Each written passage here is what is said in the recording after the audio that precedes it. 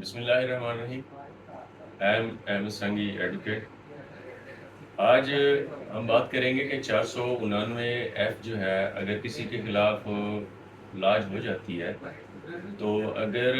وہ چیک آپ نے بطور گارنٹی اگر کسی کو دیا ہوا ہے تو آپ بھی ان کے خلاف جو ہے وہ ایف آئی آر درج کروا سکتے ہیں. نارملی ہوتا یہ ہے کہ کوئی بندہ جو ہے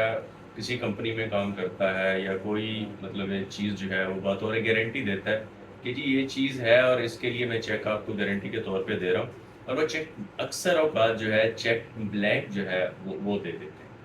تو اس میں جو کمپنی ہے مطلب پیسٹیسائڈ کی کمپنی ہو گئی یا کسی جگہ پہ آپ جاب کرتے ہیں وہ ہو گئی, تو مطلب جو پرائیویٹ کمپنیز ہیں وہ اکثر ہی ایسا کرتی ہیں کہ جی ایک گارنٹی کے طور پہ جو چیک جو ہے وہ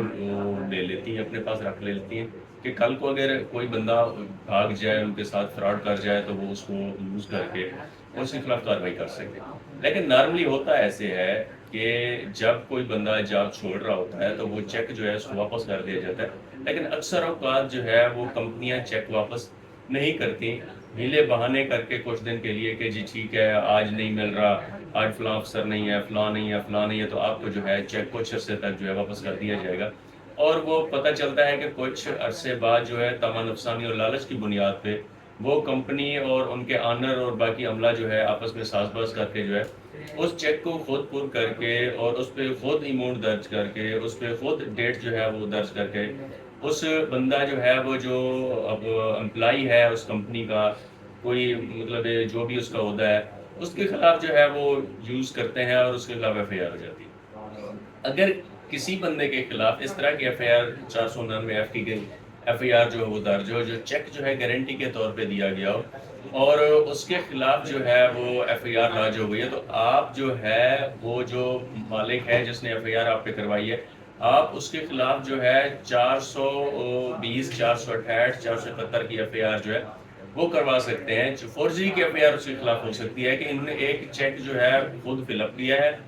اور اس کو خود پر کیا ہے, خود پر کر کے جو ہے سائن بھی خود کیے ہیں, ڈیٹ بھی خود مینشن کی ہے, اور میرے خلاف یہ انہوں نے جو ہے مطلب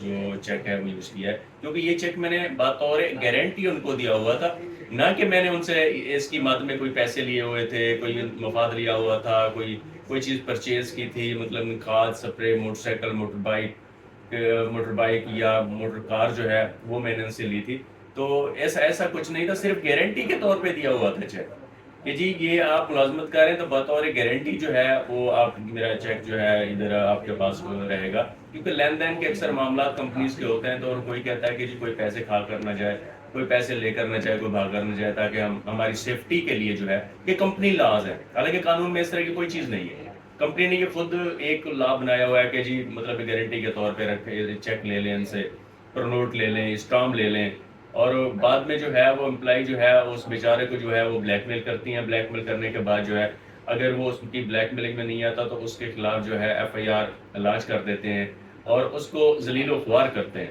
تو اس طرح اگر آپ کے خلاف ایک 499 کی ایف آئی آر جو ہے وہ لاج ہو چکی ہے تو آپ بھی ان کے خلاف جو ہے ایک ایف آئی آر لانچ کروا سکتے ہیں. اگر آپ کے علیحدہ سے ایف آئی آر لانچ نہیں ہوگی تو اسی جو پرچہ 499 ہے اسی میں جو ہے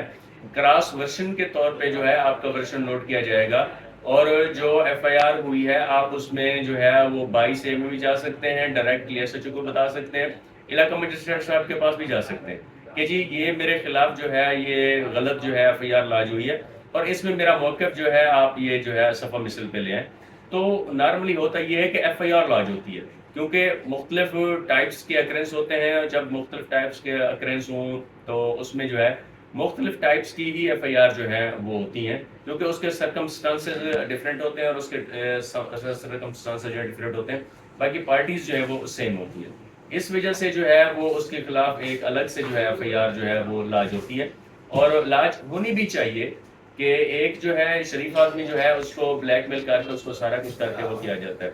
تو اگر آپ کے خلاف 499 کی ایف آئی آر جو ہے وہ لاج ہو چکی ہے اور وہ چیک آپ نے بطور گارنٹی جو ہے وہ دیا ہوا تھا, تو جو بندہ آپ کے چیک کو یوز کرے گا اس کے خلاف بھی ایف آئی آر ہو سکتی ہے. اس معاملے میں جو سپریم کورٹ نے جو ہے وہ وکٹم لیٹ ڈاؤن کی ہے اس میں بھی انہوں نے یہ کہا ہے کہ بطور گارنٹی چیک پہ ایف آئی آر لاج نہیں ہو سکتی، لیکن نارملی ایف آئی آر لاج ہوتی ہیں اور اس میں بیل بھی جو ہے وہ مطلب ہو جاتی ہے. اور ایک ظلم کی انتہا یہ ہے کہ کمپنیز جو ہے اپنی مرضی کی اماؤنٹ فل اپ کرتی ہے. مطلب 30 لاکھ 32 لاکھ 35 لاکھ 40 لاکھ کروڑ 1.5 کروڑ 2 کروڑ یہاں تک وہ جو ہے وہ اماؤنٹ جو ہے اس میں چیک میں فل اپ کر کے ایک جو ہے ملازم پیشہ بندے کے خلاف جو استعمال کرتی ہیں، تو یہ ظلم ہے. تو ایسا ہونا نہیں چاہیے. اگر کہیں پہ آپ لوگوں کے خلاف اس طرح کا چیک جو ہے وہ مس یوز آپ کے خلاف کیا گیا ہے آپ کا چیک، تو آپ جو ہے جنہوں نے یہ استعمال کیا ہے ان کے خلاف جو ہے آپ ایک ایف آئی آر جو ہے وہ درج کروا سکتے ہیں. Thank you so much.